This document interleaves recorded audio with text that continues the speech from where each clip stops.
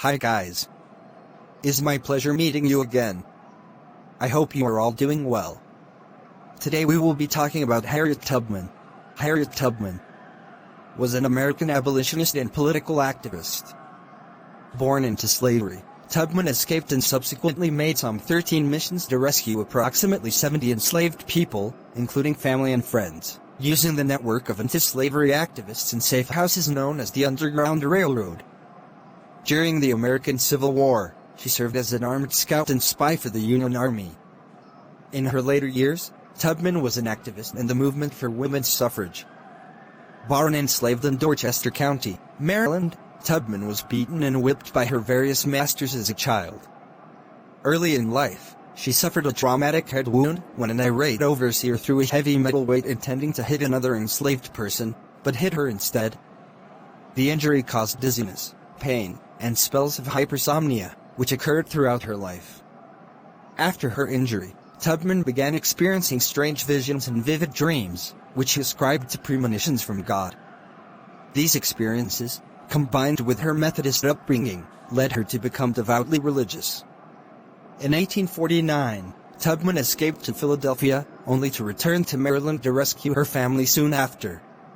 Slowly, one group at a time, she brought relatives with her out of the state, and eventually guided dozens of other enslaved people to freedom.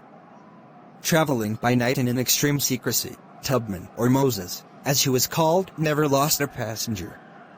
After the Fugitive Slave Act of 1850 was passed, she helped guide fugitives farther north into British North America, Canada, and helped newly freed enslaved people to find work. Tubman met John Brown in 1858, and helped him plan and recruit supporters for his 1859 raid on Harper's Ferry. When the Civil War began, Tubman worked for the Union Army, first as a cook and nurse, and then as an armed scout and spy. The first woman to lead an armed expedition in the war, she guided the raid at Combahee Ferry, which liberated more than 700 enslaved people. After the war, she retired to the family home on property she had purchased in 1859 in Auburn, New York, where she cared for her aging parents. She was active in the women's suffrage movement until illness overtook her, and she had to be admitted to a home for elderly African Americans that she had helped to establish years earlier. After her death in 1913, she became an icon of courage and freedom. Tubman was born Araminta Ross to enslaved parents, Harriet, Rit, Green and Ben Ross. Rit was owned by Mary Pattison Brodess, and later her son Edward. Ben was held by Anthony Thompson, who became Mary Brodess's second husband, and who ran a large plantation near the Blackwater River in the Madison area of Dorchester County, Maryland. As with many enslaved people in the United States, neither the exact year nor place of Tubman's birth is known, and historians differ as to the best estimate.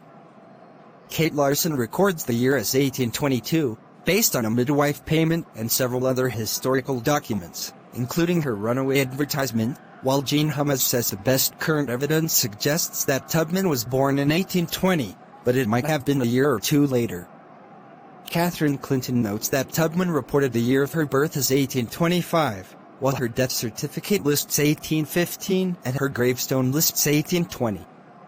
Modesty, Tubman's maternal grandmother, arrived in the United States on a slave ship from Africa. No information is available about her other ancestors. As a child, Tubman was told that she seemed like an Ashanti person because of her character traits, though no evidence has been found to confirm or deny this lineage. Her mother, Rit, who may have had a white father, was a cook for the Brodess family. Her father, Ben, was a skilled woodsman who managed the timber work on Thompson's plantation.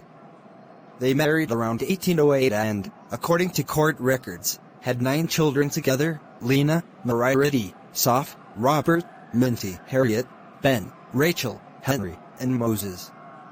Rit struggled to keep her family together as slavery threatened to tear it apart.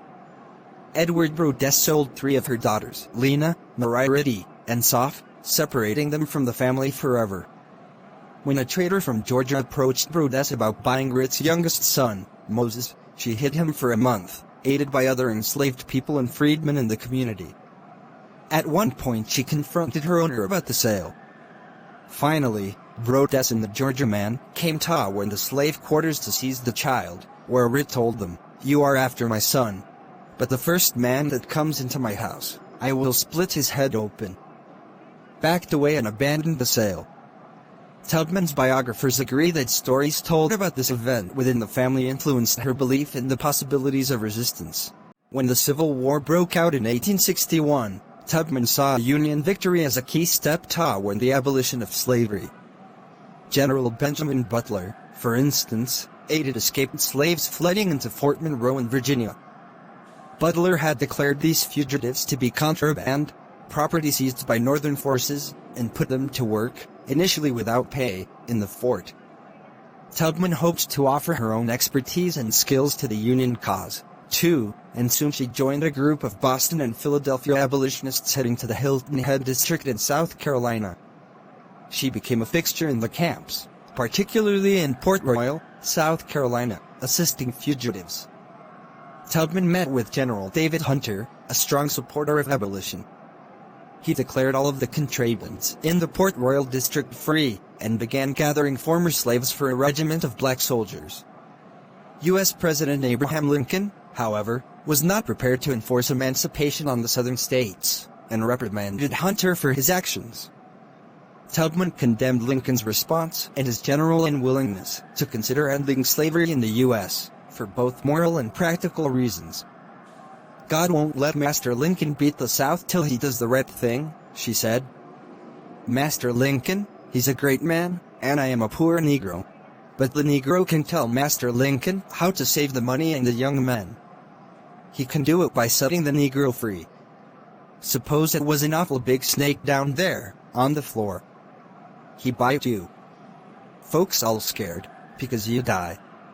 You send for a doctor to cut the bite.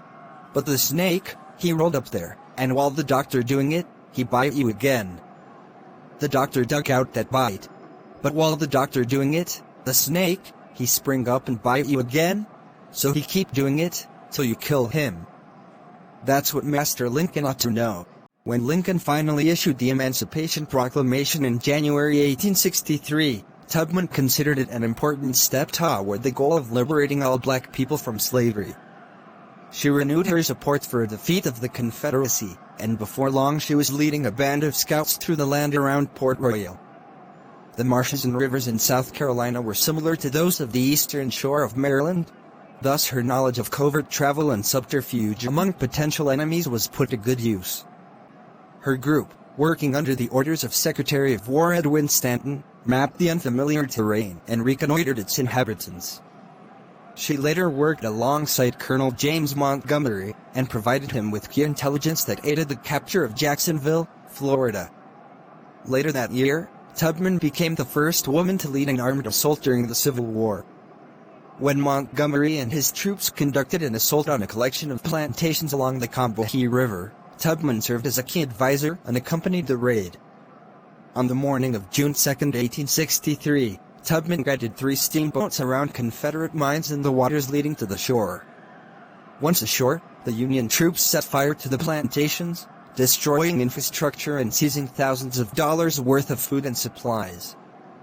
When the steamboats sounded their whistles, slaves throughout the area understood that it was being liberated. Tubman watched as slaves stampeded toward the boats. "I never saw such a sight," she said later, describing a scene of chaos with women carrying still steaming pots of rice, pigs squealing in bags slung over shoulders, and babies hanging around their parents' necks. Although their owners, armed with handguns and whips, tried to stop the mass escape, their efforts were nearly useless in the tumult. As Confederate troops raced to the scene, steamboats packed full of slaves took off toward Beaufort. More than 750 slaves were rescued in the Combahee River raid.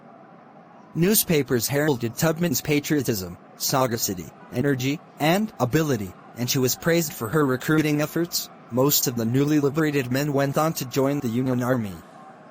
Tubman later worked with Colonel Robert Gould shot the assault on Fort Wagner, reportedly serving him his last meal.